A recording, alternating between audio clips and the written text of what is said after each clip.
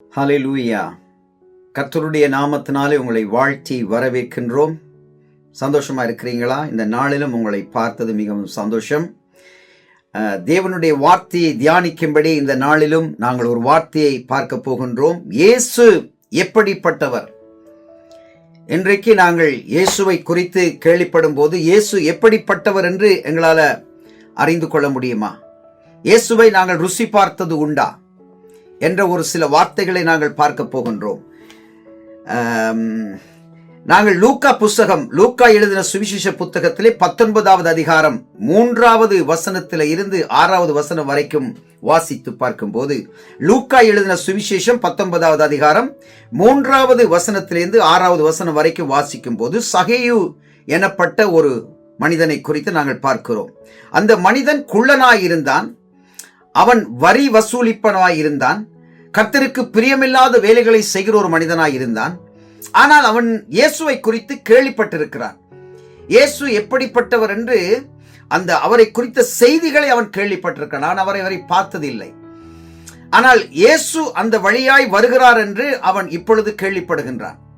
இப்படித்தான் பிரியமான பிள்ளைகளே, இயேசு சுகமாக்குகிறார், இயேசு விடுதலை கொடுக்கிறார், இயேசு அற்புதங்களை செய்கிறார், அல்லது இயேசு அநேகருக்கு பெரிய காரியங்களை, இயற்கைக்கு அப்பாற்பட்ட அதிசயங்களை செய்கிறார் என்று நாங்கள் கேள்விப்பட்டுமே அவரை பார்க்கிறதுக்குரிய வகை நாங்கள் தேடாமல் இருந்தால் நாங்கள் எப்படி விடுதலை பெற்றுக்கொள்ள முடியும்? இதைத்தான் நாங்கள் இந்த நாட்களில் தியானிக்க போகின்றோம். இயேசு கிறிஸ்து ஒரு தெய்வம். அவர் மனிதனாய் இந்த உலகத்துக்கு வந்தார், மனு உருக்கொண்டு வந்தார். மனிதனாய் எங்களுடைய பாவங்கள் எல்லாவற்றையும் சுமந்து சிலுவையில் அடிக்கப்பட்டு, காயப்பட்டு, வேதனைப்பட்டு, சகல பாவங்களையும் தன்மேல சுமந்து நாங்கள் காயப்படக்கூடாது, நாங்கள் அடிக்கப்படக்கூடாது என்பதற்காக எல்லாவற்றையும் அவர் சுமந்து தீர்த்தார் என்பதனால இன்றைக்கு அநேகருக்கு அவர் விடுதலை கொடுக்கிறார் என்று கேள்விப்பட்டுமே அவர் எப்படிப்பட்டவர் என்று நாங்கள் ஆராயாதபடிக்கு அல்லது தேடாதபடிக்கு நாங்கள் இருப்போம் இருந்தால் எங்களுடைய வாழ்க்கையிலே விடுதலையை நாங்கள் பெற்றுக்கொள்ள முடியாது. இந்த சகேயு எனப்பட்ட இந்த மனிதன் இந்த 3வது வசனத்திலிருந்து 6வது வசனம் வரைக்கும் வாசிக்கும் போது இயேசு எப்படிப்பட்டவரோ என்று அவரை பார்க்க முதலாவது அவன் வகை தேடினான். அந்த வழியா இயேசு போகிறார் என்று அவன் அறிந்த உடனே முதலாவது அவன் செய்த காரியம் அவரை பார்க்க வேண்டும் என்று அவன் வகை தேடினான். அவன் செய்த காரியம், அவன் குள்ளனாய் இருந்தபடியினால் ஜனக்கூட்டத்தில் அவரை காணக்கூடாமல், நெரிசலான ஜனக்கூட்டங்கள் இருந்தபடியினால, அவன் சின்ன ஒரு குள்ளனாய் இருந்தபடியினால அவன் ஜனத்துக்களால் அவரை பார்க்க முடியாது என்று சொல்லி அவர் போகும் வழியிலே முன்னாக ஓடி, அதாவது பிரயாசப்படுகிறான். பாருங்க, அவன் அந்த ஜனக்கூட்டத்துக்கு முன்னாக அவன் ஓடி என்ன செய்கிறான் என்று சொன்னால் அவரை பார்க்கும்படி ஒரு காட்டத்தி மரத்திலே ஏறினான். இவைகள் என்னத்தை குறிக்கிறது என்று சொன்னால் அவன் செய்த பிரயாசத்தை குறிக்கிறது. நான் இயேசுவை பார்த்தே ஆக வேண்டும் என்ற அந்த எண்ணம், அந்த பிரயாசம் அவனுக்குள்ள வந்தபடியினால் அவன் அதை செய்கின்றான். அவன் காட்டத்தி மரத்தில் ஏறியது மாத்திரமல்ல, அங்கே ஏறி இயேசு எப்படிப்பட்டவர், என்ன செய்கிறார் என்று கவனித்துக் கொண்டிருந்தான். அங்கே காட்டத்தி மரத்தில் முன்னாக ஓடி அந்த மரத்தில் இருந்து இயேசு தூரத்தில் வரும்போது என்ன செய்கிறார், அவர் எப்படிப்பட்டவர், அவர் எப்படிப்பட்ட சுபாவத்தோடு அந்த வழியிலே வருகிறார் என்று ஒரு பாரம், ஒரு தாகம், ஒரு ஏக்கம், ஒரு பெருமூச்சோடு, அந்த தாகத்தோடு அந்த இயேசுவை தேடுகிறதுக்கு முயற்சி பண்ணுகிறான். இதைத்தான் நாங்கள் புரிந்து கொள்ள வேண்டும். ஒரு மனிதனுக்கு இயேசுவை குறித்த தாகம் வர வேண்டும். என்னுடைய வாழ்க்கையில ஆண்டவர் எனக்கு விடுதலை கொடுப்பார் என்ற எண்ணம், அந்த ஏக்கம், அந்த பெருமூச்சங்கள் அந்த மனுஷனுடைய வாழ்க்கையில வர வேண்டும். அப்போ அவன் அப்படி பார்த்து கொண்டிருக்கும் போது இயேசு அந்த காட்டத்தி மரத்தின் கீழே அந்த இடத்துல வந்தார். இதுக்கு ரொம்ப கவனமாய் கேளுங்க பிரியமான பிள்ளைகளே. இயேசு, மனிதர்கள் தான் முகத்தை பார்ப்பார்கள், இயேசு இருதயத்தை பார்க்கிறவர். இவன் முன்னாக ஓடி அந்த காட்டத்தி மரத்தில் ஏறினது இயேசுவுக்கு தெரியும். பாருங்கள், இயேசு அந்த இடத்துல வந்த போது அண்ணாந்து பார்க்கிறார். மேல அண்ணாந்து பார்த்து அவனை கண்டு பேரெல்லாம் சொல்கிறார். சகேயுவே, நீ சீக்கிரமாய் இறங்கி வா, இன்றைக்கு நான் உன் வீட்டில் தங்க வேண்டும் என்றார். எப்படி இருக்கும் பிரியமான பிள்ளைகளே? எங்களுடைய வாழ்க்கையிலே ஆண்டவர் பிரத்யட்சமாய் எங்களை கூப்பிடுவாரா இருந்தால் எப்படி இருக்கும்? ஆனால் அதுக்கு என்ன செய்யணும் தெரியுமா? பிரயாசப்பட வேண்டும். அதுக்காக நாங்கள் ஏதாவது முயற்சி பண்ண வேண்டும். கேள்விப்பட்ட உடனே அப்படியே போட்டுவிட்டு நாங்கள் வாழக்கூடாது. அவன் சீக்கிரமாய் இறங்கி சந்தோஷத்தோடு அவரை அழைத்து கொண்டு போனான். அதுக்கு பிறகு நீங்க படிச்சு பார்த்தீங்கன்னா அவனுடைய வாழ்க்கையில பல மாற்றங்களை அவன் உணர்த்தப்பட்டு பல மாற்றங்களை அவனுடைய வாழ்க்கையில செய்து அவன் கர்த்தருக்கு பிரியமாய் நடந்து கொண்டதை நாங்கள் வாசிக்க முடிகிறது. ஏனென்று சொன்னால் ஆண்டவராக இயேசு கிறிஸ்து நாங்கள் சாதாரண ஒரு மனிதனாய் அவரை பார்த்து பார்த்து பழகி, அவர் சிலுவையில் அடிக்கப்பட்ட அந்த காட்சியை பார்த்து பார்த்து மனிதனாய் பார்த்து பழகினபடினால நாங்கள் அவர் ஒரு தெய்வமாய், அவர் ஒரு வல்லமை உள்ளவராய், அவர் தேவாதி தேவனுடைய ரூபமாய் இருக்கிறதை எங்களால் உணர முடிவதில்லை. ஆண்டவர் என்ன வார்த்தை சொல்கிறார் என்றால், நான் அல்பாவும் ஒமேகாவுமாய் இருக்கிறேன், நான் ஆதியும் அந்தமுமாய் இருக்கிறேன் என்று ஆண்டவர் சொல்லுகிறார். நான் இருக்கிறவராக இருக்கிறேன் என்று ஆண்டவர் சொல்லுகிறார். இயேசு கிறிஸ்துவினுடைய ஒவ்வொரு பெயர்கள் தான் இது. என்னை கண்டவன் பிதாவை கண்டான் என்று சொல்லுகிறார். பாருங்க, ஆண்டவர் சீஷர்களை பார்த்து சொல்கிறார், என்னை கண்டவன் பிதாவை கண்டான் என்று சொல்லுகிறார். என்னை கண்டவன் பிதாவை கண்டான் என்று மாத்திரமல்ல, பாவங்களை மன்னித்து பாவியை நேசிக்கிற ஒரு தெய்வம். அப்படிப்பட்ட தெய்வத்தை நீங்க எங்கேயாவது பார்த்திருக்கிறீங்களா? பாவத்தை வெறுத்து அந்த பாவியை அவர் நேசிக்கிறார்.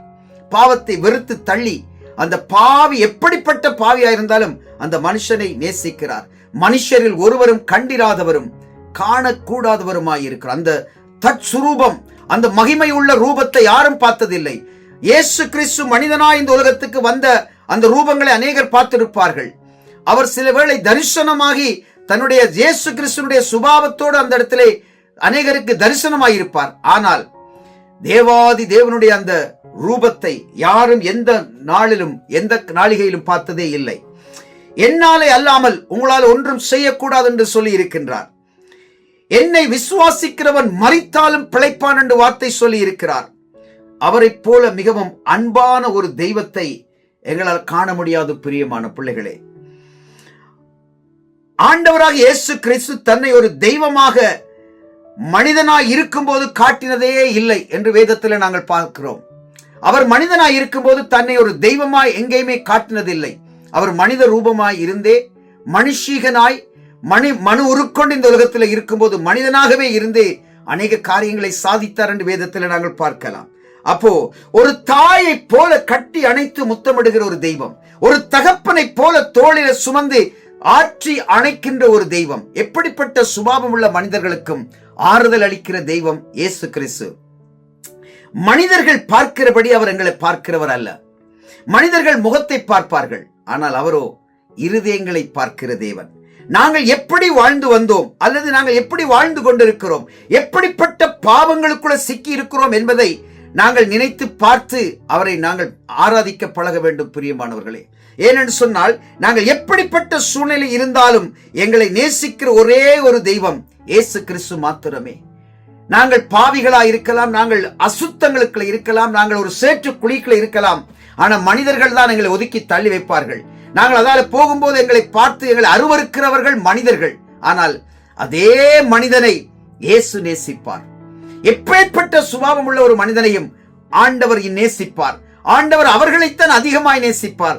இதை தெரிந்தால் நாங்கள் ஆண்டவரிடத்தில் ரொம்ப அன்பாய் இருப்போம். பிரியமானவர்கள், ஒரு வசனத்தை வாசிப்பது பார்க்கும் போது எசேக்கியேல் புத்தகம் 16வது அதிகாரம் 6வது வசனம் சொல்லுகிறது, நான் உன் அருகே கடந்து போகும்போது மிதிக்கப்படுவதற்கு ஏதுவாய் நீ உன் ரத்தத்திலே கிடக்கிறதை கண்டு உன் ரத்தத்தில் கிடக்கிற உன்னை பார்த்து பிழைத்திரு என்றேன்.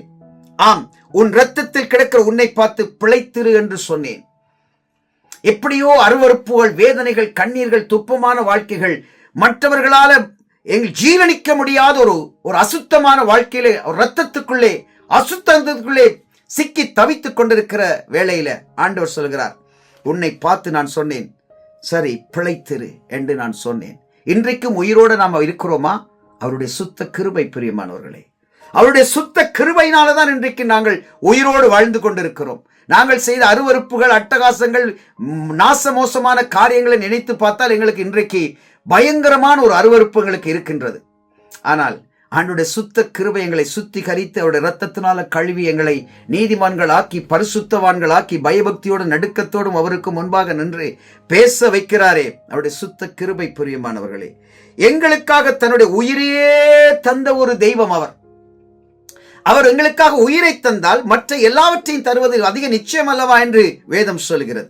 உயிரை கொடுத்த ஒரு தெய்வம் இயேசுவை நாங்கள் எவ்வளவாய் நேசிக்கிறோம். இப்படிப்பட்ட ஒரு தெய்வத்தை எவ்வளவாய் நாங்கள் நேசிக்கிறோம். நாங்கள் கஷ்டப்படக்கூடாது என்பதற்காக அவர் இந்த கஷ்டங்கள் எல்லாவற்றையும் தன்மேல ஏற்றுக்கொண்டு சிலுவை பாடுகளை அனுபவித்து அந்த மரணத்துக்குள்ளாக சென்று மரணத்தில் இருந்து 3ஆம் நாள் உயிரோடு எழுந்து இன்றைக்கும் உயிரோடு இருக்கிற ஒரு தெய்வம். இயேசு கிறிஸ்து யார்? அவர் இன்றைக்கும் உயிரோடு இருக்கிற ஒரு தெய்வம். மனிதர்களுக்கு விடுதலை அளிக்கிற தெய்வம். மனிதர்களுக்கு ஏற்பட்டிருக்கின்ற எல்லா பிரச்சனைகளுக்கும் பதில் கொடுக்கிற தெய்வம். மனிதர்கள் சொல்லுவார்கள், டாக்டர்கள் சொல்வார்கள், இனி உங்களுக்கு இது நடக்காது, இனிமேல் உங்களை தப்ப வைக்கிறது கஷ்டம் என்று சொல்வார். ஆனால் ஆண்டவர் சொல்லுகிறார், உன்னுடைய முடிவை துவக்கமாய் ஆரம்பிக்கிற நாள் இதுதான். உனக்கு முடிவென்று மனிதர்கள் சொல்வார்கள், ஆனால் அந்த முடிவை நான் துவக்கமாய் ஆரம்பிப்பேன் என்று ஆண்டவர் சொல்கிறார். ஆகவே உங்களுக்கு முடியாத ஒரு காரியத்தை, யாராலும் உங்களால் கைவிடப்பட்ட ஒரு காரியத்தை இயேசு தொடக்கமாய் வைத்து உங்களோட வாழ்க்கையை ஆசீர்வதிக்க காத்திருக்கிறார். பிரியமானவர்களே, உங்களுக்கு வசதி வாய்ப்புகள் இருக்கும் போது நீங்கள் அவர்களை தேடுவீர்களா, அல்லது கஷ்டங்கள், துன்பங்கள், வேதனைகள் மத்தியிலே இயேசுவை தேடுவீர்களா? எந்த நேரத்திலும் எந்த நிலைமையிலும் இயேசுவை நேசிக்கிறதற்கு எங்கள் இருதயம் ஆயத்தமாய் இருக்க வேண்டும். பிரியமானவர்களே, 24 மணி நேரமும் கர்த்தரோடு வாழ்கிற ஒரு மனிதனுடைய வாழ்க்கை மிகவும் ஒரு ஆசீர்வாதமான வாழ்க்கையா இருக்கும். அவருடைய வாழ்க்கை செழிக்கும். அவருடைய வாழ்க்கைக்கு எல்லா கஷ்டங்களும் விலகி போகும். அவருடைய கண்ணீர் மறையும். அவனுக்கு இருக்க உபத்திரவங்கள் விலகும். அவருடைய பாடுகள் நீங்கும். அநேகர் அவர்களை பார்த்து அதிசயிக்கத்தக்கமான காரியங்களை கர்த்தர் செய்வார். அப்படிப்பட்டவர் தான் ஆண்டவராக இயேசு கிறிஸ்து. நீங்கள் கர்த்தருடைய அன்பை ருசி பார்த்தது உண்டா?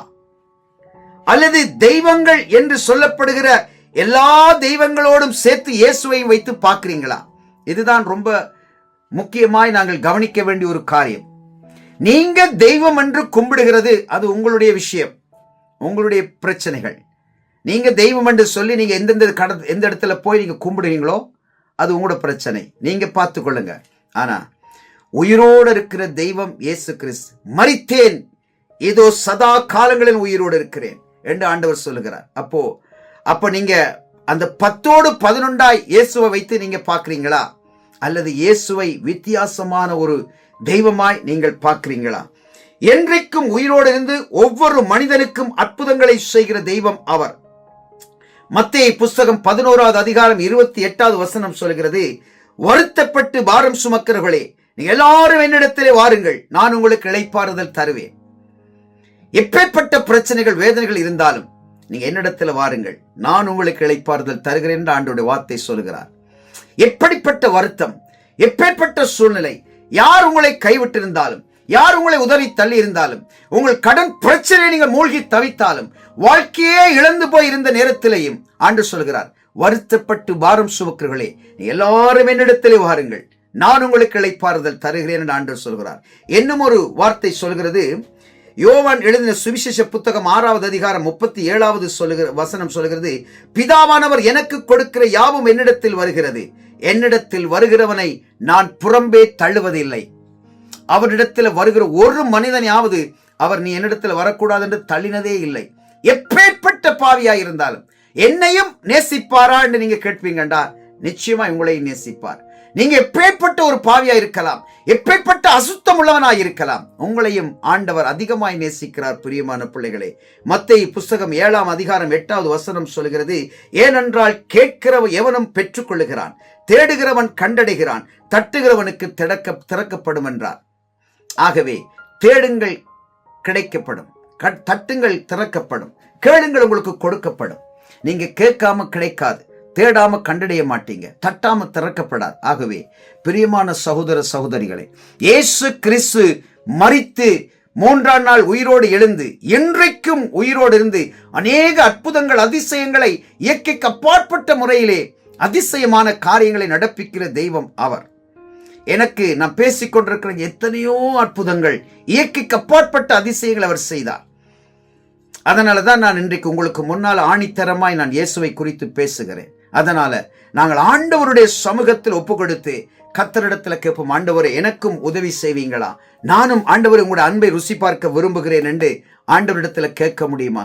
மனிதர்கள் ஒருவேளை எங்களுடைய வாழ்க்கையை பார்த்து விசனப்படுவார்கள், எங்களுடைய வாழ்க்கையை பார்த்து மனிதர்கள் தூற்றுவார்கள், மனிதர்கள் அவர்கள் எங்களை பார்த்து அருவருப்பார்கள். ஆனால் ஆண்டவர் அப்படி அல்ல. ஆண்டவர் இருதயத்தை பார்க்கிறவர். மனிதர்கள் முகத்தை பார்ப்பார்கள். ஓ இவனா அவன், இவளா அவள் என்று எங்களை பார்த்து ஒரு உதாசீனமாய் சொல்லுவார். ஆனால் உங்களை பார்த்து கர்த்தர் சொல்லுகிறார், நீ எனக்கு வேணும், நான் உன்னைத்தான் அதிகமாய் நேசிக்கிறேன். எந்த மனுஷர்கள் உன்னை தள்ளி வைத்தார்களோ அவர்களுக்கு முன்னாக நான் உன் முகத்தை உயரமாய் கொண்டு போய் நிறுத்துவேன். நீ என்னுடைய இருதயத்தை மாத்திரம் எனக்குத்தா, உன்னுடைய இருதயத்தை எனக்குத்தா. நீ என்னை நேசித்தால் போதும், நான் உயிரோடு இருக்கிறவர் என்று நீ அறிந்து கொண்டால் போதும், நீ விசுவாசித்தால் போதும். ஒரு சொட்டு கண்ணீர் துளி ஆண்டவருடைய சமூகத்தில் உங்களால் விட முடியுமா? கர்த்தர் உங்களை பார்த்து சொல்கிற வார்த்தை, எப்பேற்பட்ட மனுஷர்களாய் இருந்தாலும் என்னிடத்தில் வருகிற ஒருவனையும் நான் புறம்பே தள்ளுவதில்லை. என்னிடத்தில் வருகிற பிள்ளைகளுக்கு ஆறுதலும் சுகமும் பலமும் ஆரோக்கியத்தையும் சமாதானத்தையும் கட்டளையிடுகிறவர் நான் தான் என்று ஆண்டவர் சொல்லுகிறார். ஒரு விசை தலைகளை தாழ்த்தி ஆண்டவரிடத்தில் ஒப்பு கொடுப்போம். ஆண்டவர் பெரிய காரியங்களோட வாழ்க்கையில செய்யும்படி அர்ப்பணிப்போம். கண்களை மூடுகிறீங்களா? ஆண்டுடைய சமூகத்தில் ஒப்பு கொடுப்போம். மனிதர்கள் அன்பு மாறலாம், மறைவாக தீது பேசலாம். மனிதர்கள் அன்பு மாறலாம், மறைவாக தீது பேசலாம். அன்பு காண இதயமே அன்பின் தேவனை அண்டிக்கொள். அன்பு காண இதயமே அன்பின் தேவனை அண்டிக்கொள். Thank you my lord. பரிசுத்தாவியானவரே, கல்வாரியின் மேட்டிலே கலங்கும் கர்த்தர் உண்டல்லவோ என்று இந்த பாட்டு சொல்லுது. அன்பின் தேவன் இயேசு உன்னை அழைக்கின்றார். அவரின் குரலை கேட்ட பின்பும் கலக்கம் ஏன்? ஒரு நாளும் கலங்காதிருங்க பிரியமான பிள்ளைகளே. அன்பு காணா இதயமே அன்பின் தேவனை அண்டிக்கொள். அன்பே இல்லாத ஒரு வாழ்க்கை வாழ்ந்து வருகிறீங்களா? அநேகரால நீங்கள் அவமதிக்கப்பட்டு வாழ்கிறீங்களா? அந்த அன்பான தெய்வத்தை அண்டிக் கொள்ளுங்கள். கர்த்தர் உங்கள் ஒவ்வொருவரையும் நிறைவாக ஆசீர்வதிப்பார். God bless you.